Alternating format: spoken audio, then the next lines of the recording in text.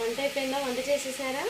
ఇంకో బయటికి వెళ్ళొచ్చి మా ఫ్రెండ్స్ అడిగారని చెప్పేసి కోడిగుడ్డు కూర చేస్తున్నానండి. ఓకేనా? ఉల్లిపాయలు ఫాస్ట్ కట్ చేసేస్తున్నాను, ఎందుకంటే పాపం దానికి ఆకలి అవుతుందంట. అది ఎంత బిర్యానీ తినా దానికి ఆకలి అవుతుంది.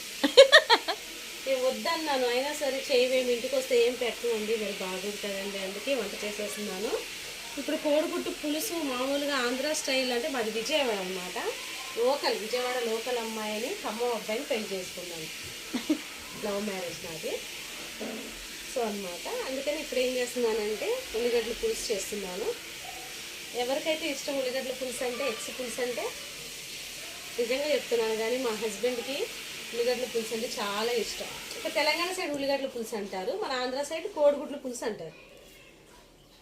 మా ఫ్రెండ్ విందా నుంచి గుడ్లు పులుసు అంటారు.